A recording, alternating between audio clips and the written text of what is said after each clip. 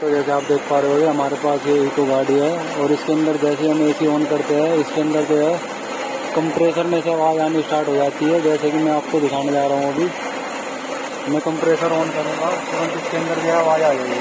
करो AC on करो।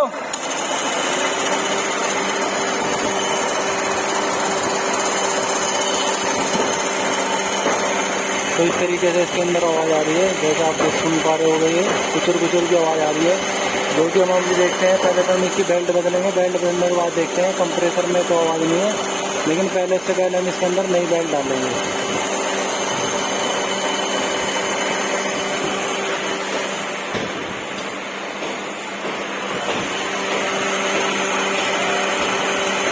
जैसे आप देख पा रहे हो ये नई बेल्ट हमने ले लिया। अभी हम इसके अंदर जो है नई बेल्ट डालेंगे। हमने भी गाड़ी के अंदर जो नई बेल्ट लगा दी है और अब हम गाड़ी को स्टार्ट करने जा रहे हैं, एसी ऑन करने जा रहे हैं। तो हमारी गाड़ी स्टार्ट हो गई है और हमने जो है एसी भी इसका ऑन कर दिया है। तो देखते हैं कि अभी आवाज़ आती है नहीं आती है। तो जो है हमने जो है एसी ऑन कर दिया है, लेकिन हमारी गाड़ी में जो पहले आवाज़ आ रही थी, जो कि हमें लग रहा था कि कंप्रेसर के अंदर जो है आवाज़ है, तो वो आवाज़ हमारी जो है क्लियर हो गई है। अब हमें वो आवाज़ नहीं आ रही है। जैसे आप सुन पा रहे होगे, जो पहले आवाज़ आ रही थी वो वाली आवाज़ नहीं आ रही है। कि हमारी जो बेल्ट डालने थी, हमारी प्रॉब्लम का जो हमें सोल्यूशन मिल गया है।